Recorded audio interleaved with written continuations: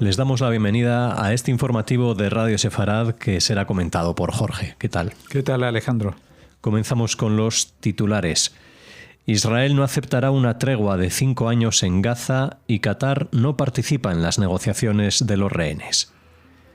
El jefe del Shin Bet, Ronen Bar, anuncia que dejará su cargo el 15 de junio.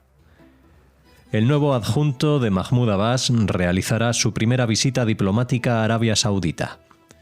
Para Netanyahu, un mal acuerdo con Irán es peor que ningún acuerdo, tras decir Trump que se va a llegar a un acuerdo.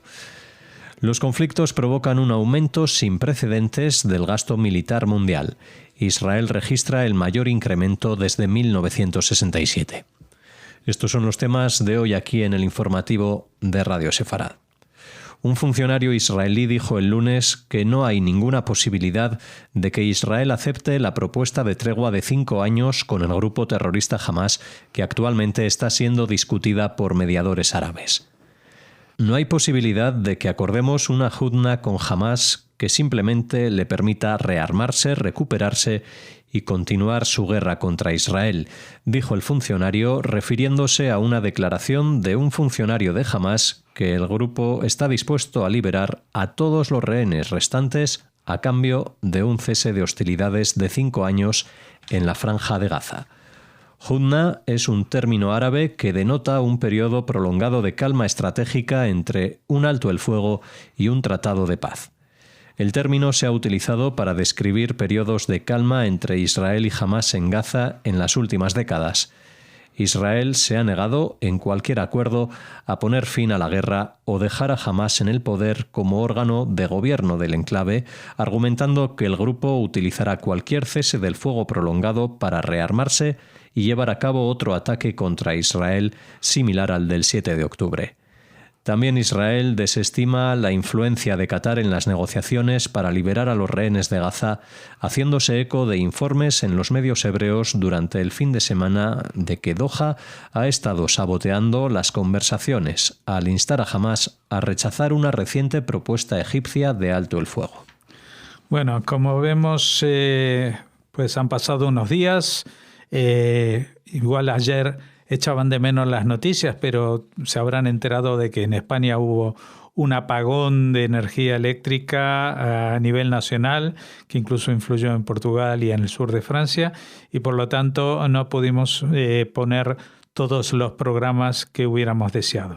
Hoy retomamos las noticias, pero como ya pueden ver, o oír mejor dicho, pues tampoco nos traen grandísimas novedades.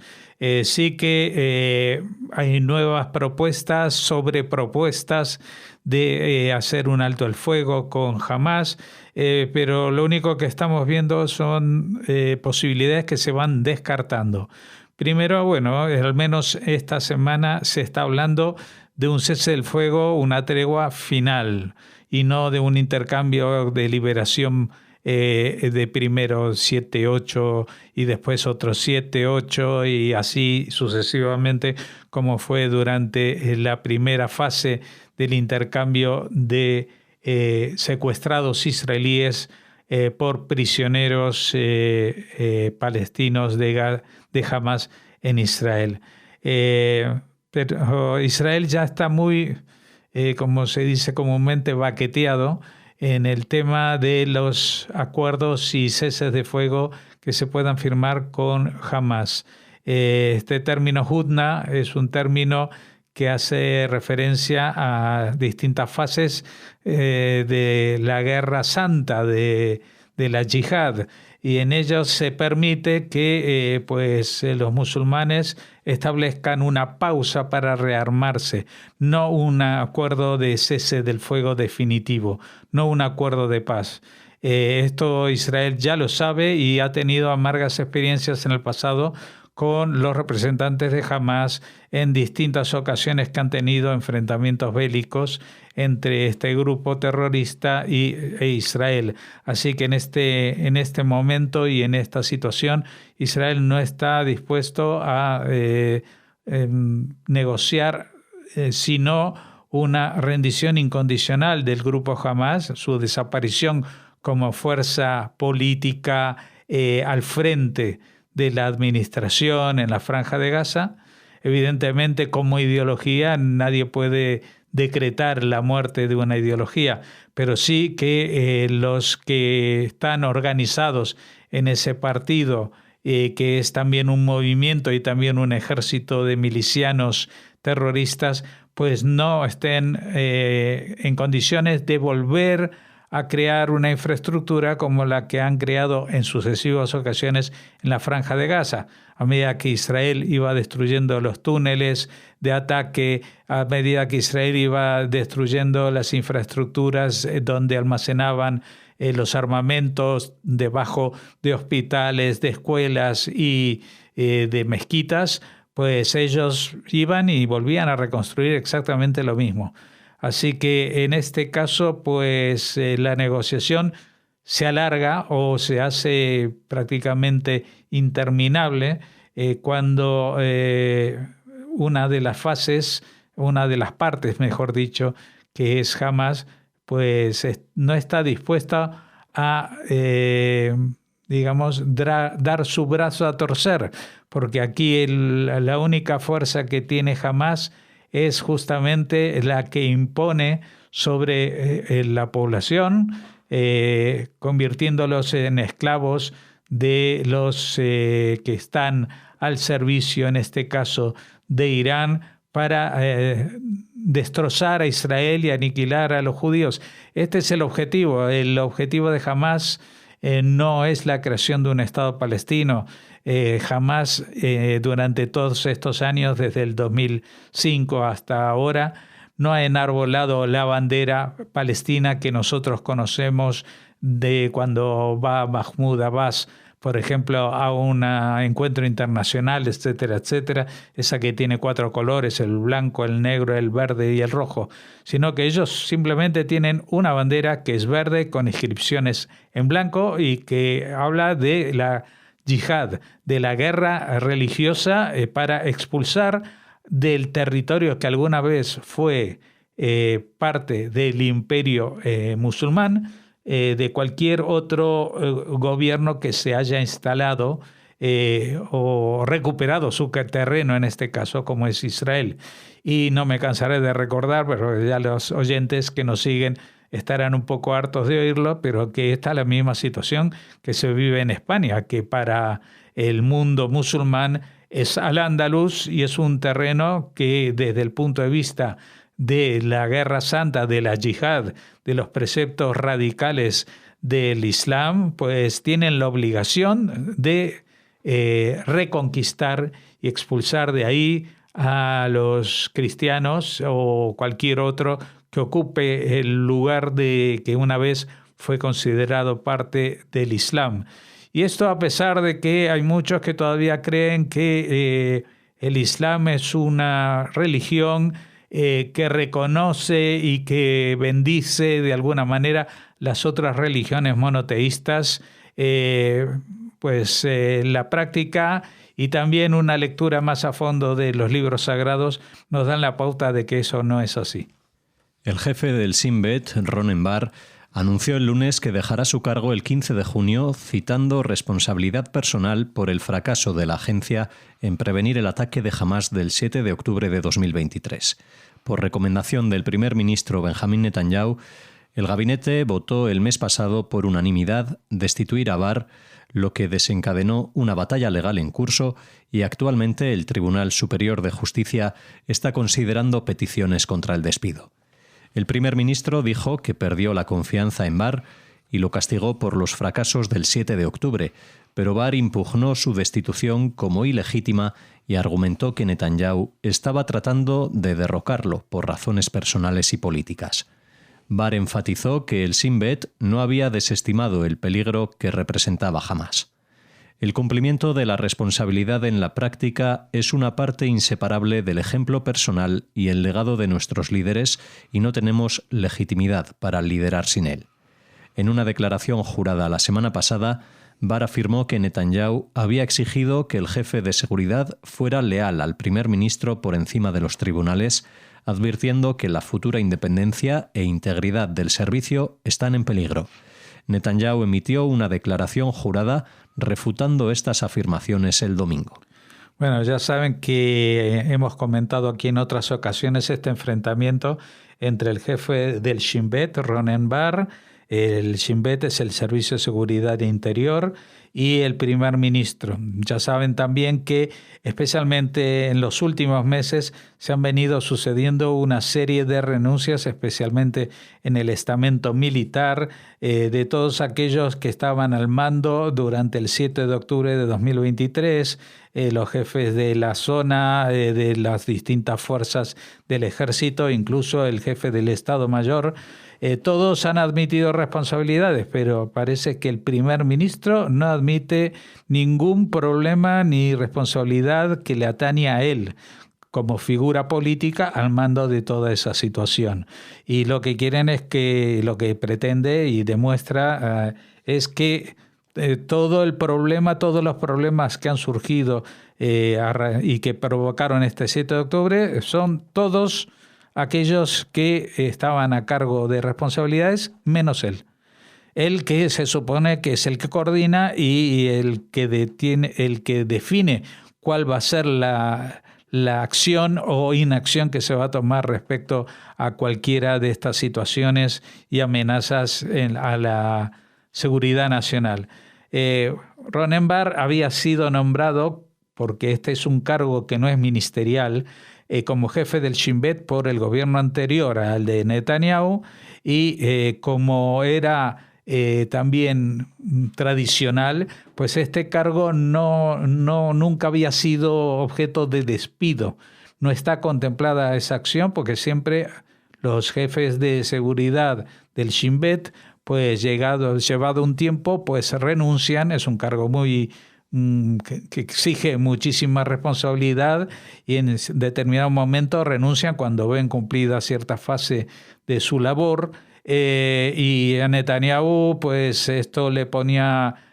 y le pone muy nervioso, porque el jefe del Shin Bet, Ronen Bar, no se sometía a la disciplina que el jefe del gobierno, Netanyahu, quería imponerle, entre otras cosas, que asumiera la responsabilidad de la información que constaba el día 7 de octubre de 2023 respecto a las intenciones de los palestinos. Pues el Ronen Bar ha reconocido los errores que pudiera haber tenido, pero también exige que esto se ponga en la perspectiva adecuada, y está acusando desde hace tiempo al primer ministro de tratar de derrocarlo por razones personales y políticas. Y entre las razones políticas estaría la necesidad que el jefe de gobierno, Netanyahu, tiene actualmente de tener un jefe de seguridad interna que responda directamente de él, a pesar de que ese cargo, como decimos, no es un cargo ministerial. A pesar de que no puede ejercer esa presión según las leyes de Israel, pero ya saben que para eso también Netanyahu está impulsando una reforma judicial que permita que los jueces que se encargan de tratar de juzgar estos casos sobre el conflicto entre poderes y entre los ministros y los encargados de la seguridad, pues tengan algún fundamento y algún respaldo más allá de la voluntad de un jefe de gobierno omnipotente, y que no solamente tiene la mayoría del apoyo en el poder legislativo, que es la Knesset, sino que tenga un control absoluto sobre el tercer brazo, que es el poder judicial. Y eso es algo que en Israel va a ser muy difícil que lo consiga, a pesar de las presiones, a pesar de contar ahora mismo con una mayoría parlamentaria, porque es como si, de hecho, alguien en un país con una constitución, que Israel no la tiene, pero sí tiene leyes básicas, pues tratara de impulsar leyes que vayan en contra de los fundamentos básicos y los artículos fundamentales de la propia constitución del país. O sea que esto es un tema que va mucho más allá de un enfrentamiento personal entre Ronen Bar y Benjamín Netanyahu. El nuevo adjunto del presidente de la Autoridad Palestina, Mahmoud Abbas, Hussein al-Sheikh, realizará su primer viaje diplomático a Arabia Saudita la próxima semana.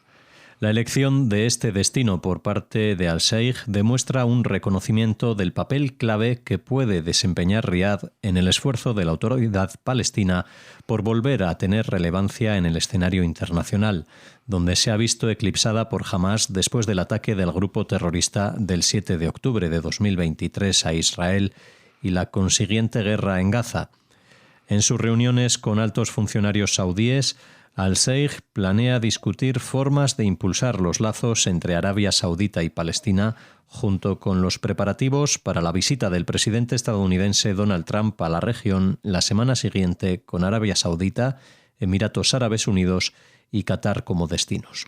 Bueno, este adjunto al presidente, adjunto a Mahmoud Abbas, Hussein al-Sheikh, hay expertos que señalan que podría ser el candidato a sucesor del propio Mahmoud Abbas, que no olvidemos que es una persona que se acerca a los 90 años de edad, tiene 80 y varios, 80 y muchos, no conozco exactamente el dato, pero tratando de salvar lo que es la propia autoridad palestina del acoso no solamente de un Hamás que ha gobernado a su antojo la Franja de Gaza, sino que ha tenido y sigue teniendo muchísimo apoyo en la parte norte de Cisjordania, con lo cual la autoridad palestina se ha quedado más bien en una especie de cara representativa de un país que en parte está siendo participando en Naciones Unidas, pero que no tiene el apoyo ni la independencia de facto dentro de su propia población. Para eso, pues, está tratando de recabar apoyos al menos a nivel internacional, y el primer destino es Arabia Saudita. ¿Por qué? Porque luego el siguiente que pase por ahí, apenas unas horas después, va a ser Donald Trump, y intentará de esta manera inferir intentar influir en Donald Trump para que asigne mayor valor para un futuro de la Franja de Gaza a la propia autoridad palestina, algo que en declaraciones anteriores de Trump, donde decía que lo que era la Franja de Gaza iba a quedar bajo control americano,